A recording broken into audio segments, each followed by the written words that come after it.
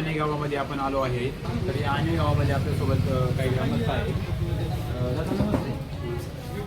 तर आता जिल्हा परिषद आणि पंचायत समिती निवडणूक चालू आहे. सध्या काय परिस्थिती आणे गावामध्ये आपल्या माननीय मुख्यमंत्री अजितदादा यांचं देहावसान झाल्यानंतर त्याच्या अगोदर थोडीशी हे होतं, परंतु दादांचं ज्यावेळेस देहावसान झालं त्याच्यानंतर निश्चितच वातावरण बदललेलं आहे. दुःखित घटना झाली. हो, दुःखद घटना घडलेली आहे आणि त्याच्यामुळे सहानुभूतीची लाट निश्चितच निर्माण झालेली आहे.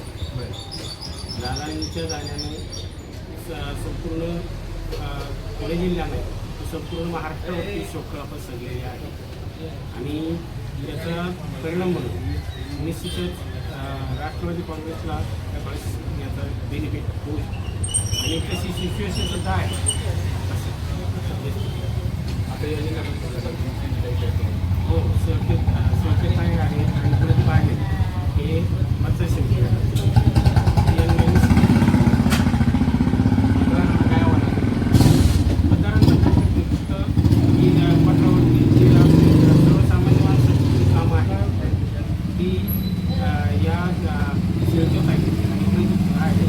त्यांच्यामार्फत आपण निश्चितच केली जाते अशा प्रकारचं आव्हान करू शकतो. तर तुमच्या या परिसरातील मतदारांना काय आव्हान आहे? माझे सर्व मतदार बंधू भगिनींना नम्र विनंती असेल की येत्या 7 तारखेला घड्याळासमोरचं बटन दाबून आपण या दोनही उमेदवारांना प्रचंड बहुमताने विजयी करावं अशी नम्र विनंती. तर आपल्यासोबत अजूनही काही ग्रामस्थ आहे. दादा आता तुम्ही या ऑफिस समोर आम्हाला दिसते. काय कसं गावची परिस्थिती आणि गावची परिस्थिती कशी आहे? आणि गावामध्ये दोन उमेदवार आहेत राष्ट्रवादी काँग्रेस स्नेहताई शेळके. आणि पक्षाचे संविधानासाठी आपण दोघांचे जो प्रचार आहे अतिशय जोमाने चांगल्या पद्धतीने त्याच्या दिशेने चालला होता. मधल्या काळामध्ये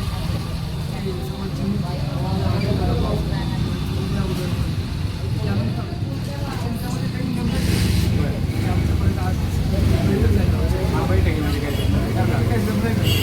त्याच्यामध्ये असं नातेवाईकाबद्दल कुठलाही प्रकारचा सवाल किंवा डोळे याने न बरोबरी जाऊन माणसापर्यंत मतदारांपर्यंत समाजाचे पोहोचायचे आणि त्या पद्धतीने मतदान आपल्याला वाटायचं.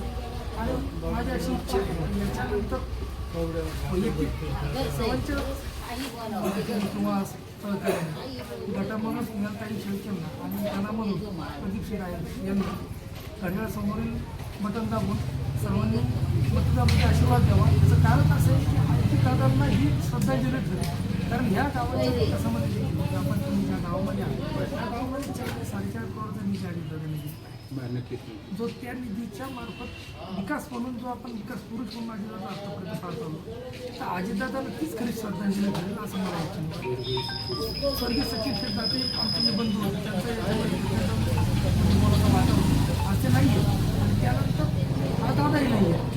तर माझं सर्वांच्या मार्फत माझं असं आव्हान आहे की या आमच्या सगळ्यांच्या उमेदवारांना मतदान केलं ही खऱ्या अर्थाने अजितदादांना श्रद्धा द्यावी.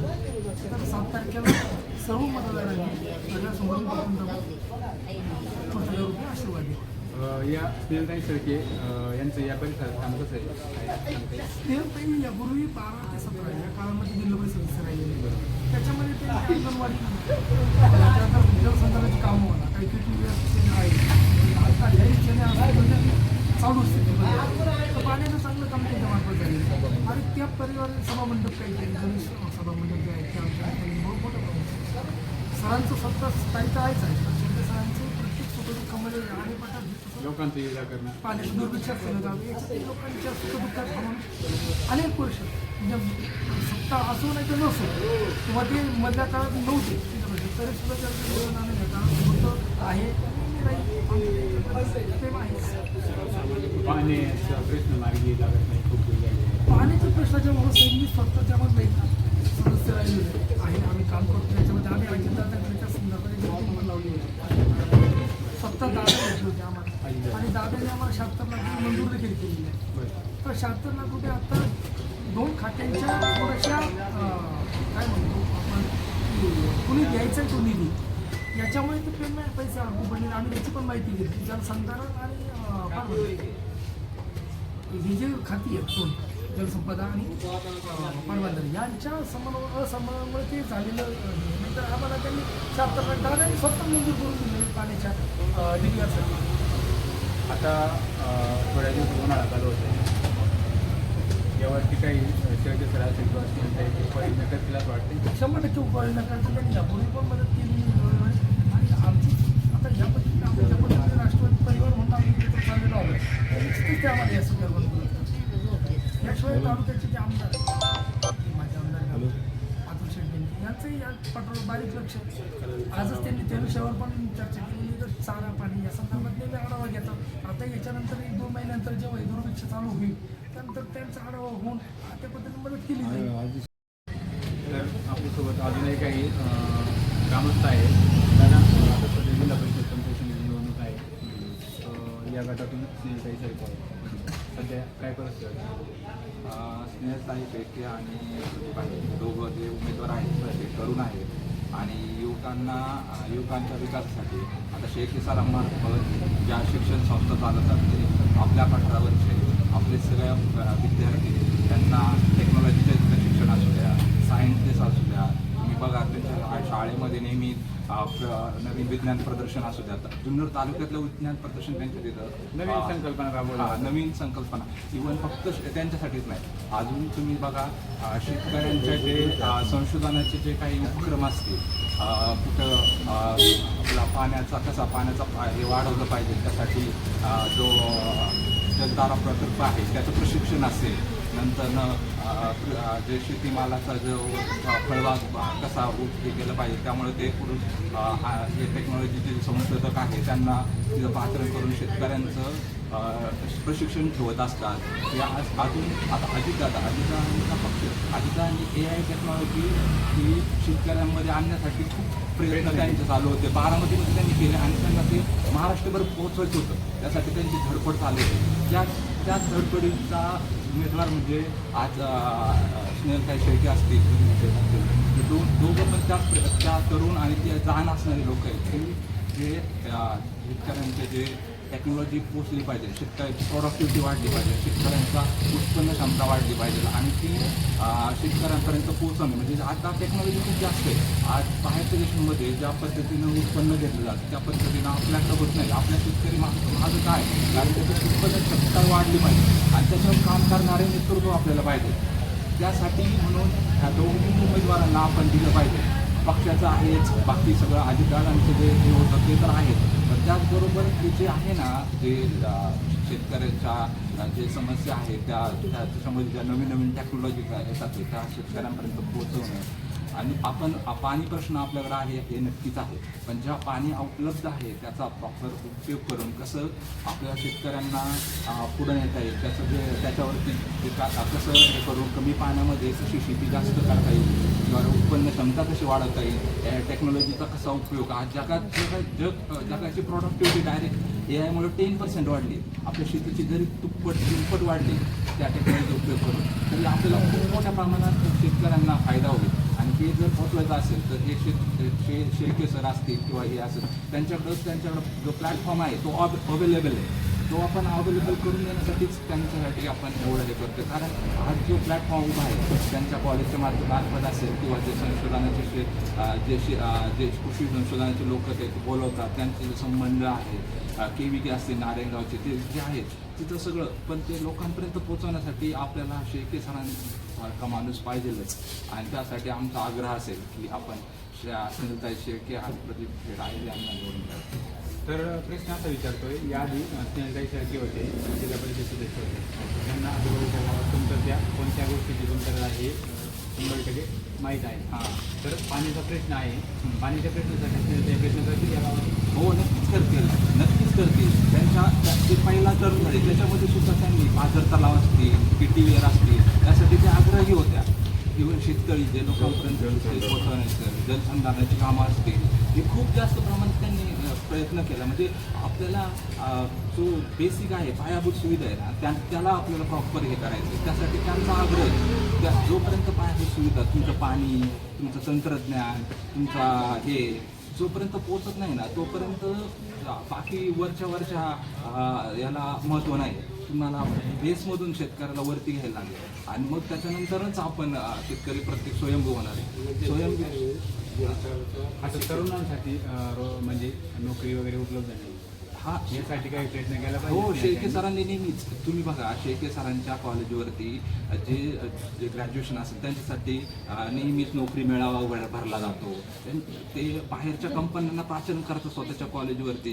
जे आपल्या जे समजा BC असेल, MC असेल, जे IT असतील, नॉन IT असेल, या सगळ्यांना कसा जॉब मिळावा आणि कसा हे करावा यासाठी ते त्यांची कंटिन्युअसली त्यांचा प्रयत्न चालू असतो. तुम्ही आजूबाजूला सुद्धा चौकशी केल्यानंतर तुम्हाला दिसेल की पुण्यावरनं, मुंबईवरनं कशा कंपन्या आपल्या कॉलेजमध्ये येतील आणि त्या कॉलेजच्या आपल्या यांना कसा रोजगार, ग्रामीण भागातल्या लोकांना रोजगार कसा भेटेल यासाठी त्यांचा त्यांचे प्रयत्न चालू असतात. हां. तर आता या ठिकाणी काही या परिसरात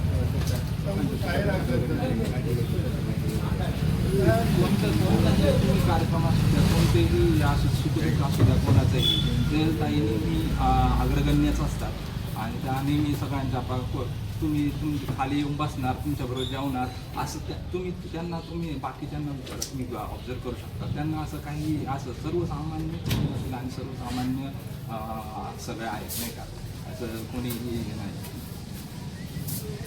पाण्याच्या प्रश्नावरती प्रयत्न करत राहतो.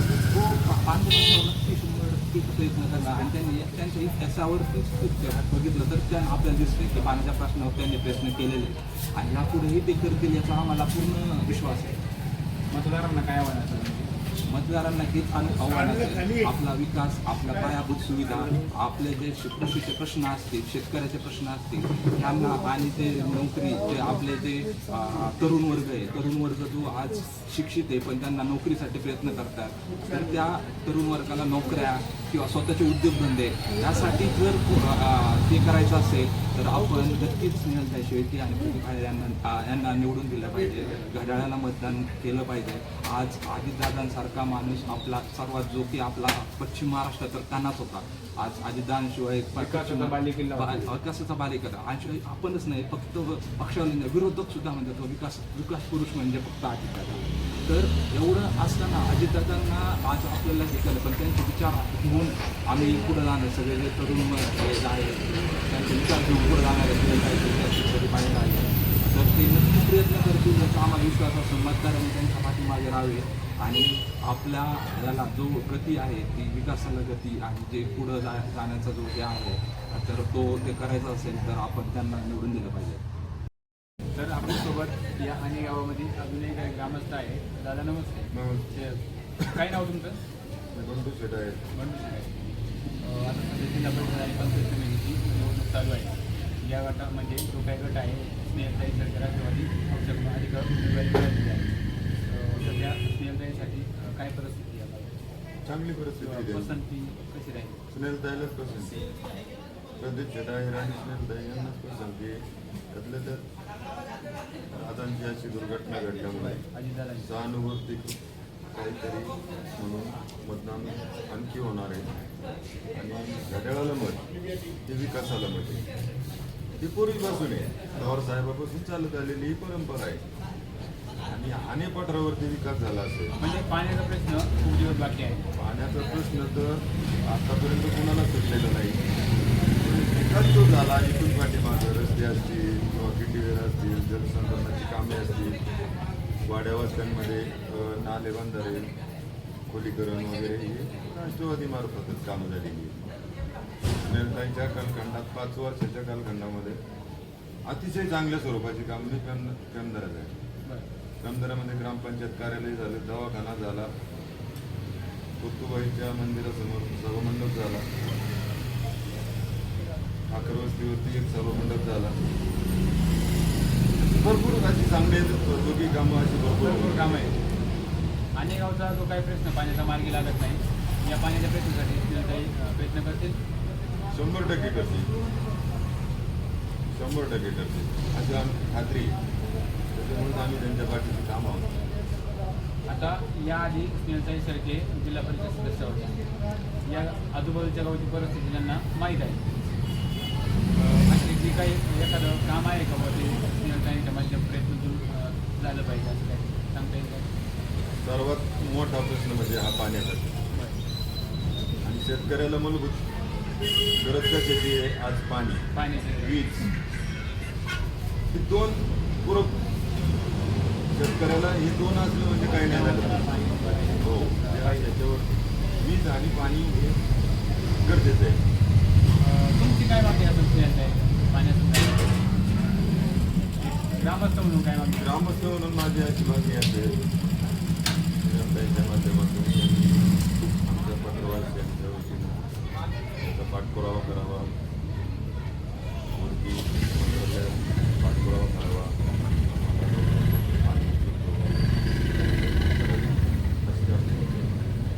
आता जी काही अजितदादांची दुःखात घटना झाली असं म्हणजे व्हायला नव्हतं पाहिजे, पण आता ते देवाच्या हातात आपल्या कोणाच्या हातात नाही. तर या जे काही आनेगाव असेल किंवा नळवणे असेल किंवा भीमदारा असेल किंवा शिंदेवाडी असेल, या अजितदादांना एक श्रद्धांजली म्हणून हे काही ग्रामस्थ आहे किंवा मतदार आहेत ते सहानुभूतीला देतील असं तुम्हाला वाटते? सहानुभूतीपूर्वक मतदान 100% लोक करणार. चारही गावातली लोक अजितदादाला भावपूर्ण श्रद्धांजली म्हणून मतदान दुरुस्ती मतदान करणार आहोत. आता तुम्ही एक ग्रामस्थ म्हणून फिरताय, आजूबाजूला फिरताय, काय परिस्थिती काय पद्धती कशी राहील कुणाला? स्नेहलताई आणि प्रदीप शेरायर यांना पसंती आहे. मतदारांना ग्रामस्थांना काय आव्हान? मतदारांना आणि यांना मतदार आणि ग्रामस्थ गावातले गाव अनेक विकासाच्या पाठीमागे गेलं पाहिजे.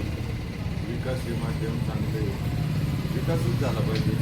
त्याला अधोगतीकडे जायचं नाही, विकासाकडे जायचं. हे सर्वात महत्त्वाचं आहे. आपल्यासाठी विकास महत्त्वाचा आहे. कामं झाली पाहिजे हे महत्त्वाचं आहे. शेतकऱ्याचे प्रश्न सुटले पाहिजे. शेतकरी मोठा अडचण राबतोय म्हणजे त्याचं शेतकरी दादा गेल्यामुळं आता शेतकरी अडचणीत आला. सर्वात मोठा प्रश्न हा शेतकऱ्याचा आहे. आणि तो मार्गी लागला पाहिजे. तो मार्गी लागला पाहिजे. त्याच्यावरती भर जास्त दिला पाहिजे. आता माझं मत. अजून काय आव्हान? माझं एक ग्रामस्थांना असं आव्हान असेल मतदारांना मतदारांना का अजितदादाच्या निधनानंतर एक सहानुभूती आणि एक श्रद्धांजली म्हणून शरद पवार साहेब थकले त्यांचाही विचार करून आपण सर्वांनी एकजुटीने घड्याळाला मतदान करावं माझी अपेक्षा.